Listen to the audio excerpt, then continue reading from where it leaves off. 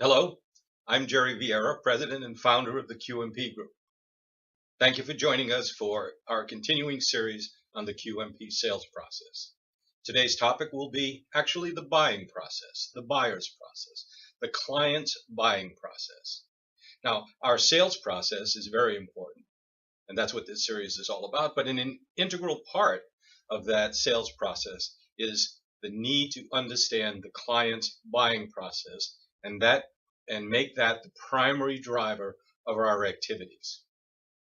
So let's discuss it. Whether we're buying bubble gum, computers, software systems, cars, all buyers go through, to some degree or another, the same process. The first step is awareness. Awareness that there's a gap, a problem, or an opportunity that needs to be addressed. And that gap or problem or opportunity is like the explosion in the piston of an engine. A piston drives the car, but what drives the piston is this explosion, and we'll call that the explosion of awareness. The higher the level in the customer or client's organization that awareness is triggered, the greater the drive and energy that will push the client through their buying process. The second step are the limits. Once there's an awareness to what has to be done to fix the gap, solve the problem, or take advantage of the opportunity, the limits within the organization need to be understood. For example, let's make a simple case. If suddenly I recognize that perhaps because I do a lot of talking during the course of the day, that my breath is getting a little sour, perhaps I need some breath conditioner. I'll call it a conditioner. Now, if I'm diabetic, I can't have a conditioner that has sugar in it.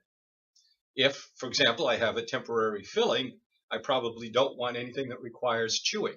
So those are the limits. In engineering, we call those boundary conditions in which the solution must be contained. The third step is we must look at our alternatives, not only the competitive alternatives in terms of whose solution provides a better answer to our problem, but also the alternatives of doing it ourselves or doing nothing, which are, as we've talked in the past, very reasonable alternatives and all too frequently very common. In fact, research indicates that about 30 to 50% of a salesperson's pipeline at any particular time is lost to one of those two alternatives. So the fourth thing is the value equation. Is the value quotient favorable and leaning toward the benefit of the customer? Remember, the measurements of value are economic, emotional, political, and physical.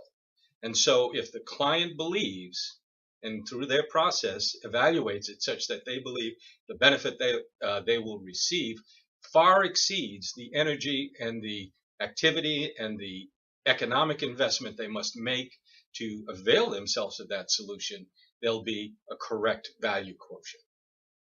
Fifth is the approval cycle. And there are many types of approval.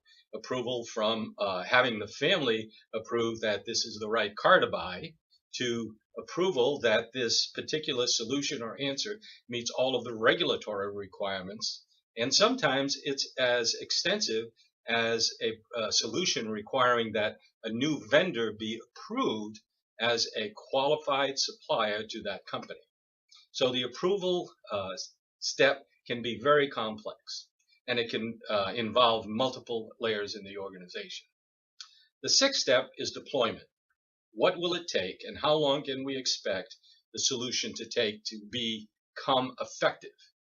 Who needs to be involved? What do I have to do as a client? What do you have to do as a vendor? And we need to make sure that that's clearly understood by the client so that the expectations are set and the situation and circumstances are identified to assure success. Finally, the final step, number 7, is monitoring. And that's assuring that as the solution is being deployed and once it's in place, that it's delivering on the promises it made. Now, if it turns out that it is not, we're back to step 1. There is a gap, there is a problem, or there is an opportunity for improvement. So those are the 7 steps of a universal client buying process, and we need to keep this in the forefront of our activities as we engage with our clients. Thanks for joining me. See you again soon. Bye-bye.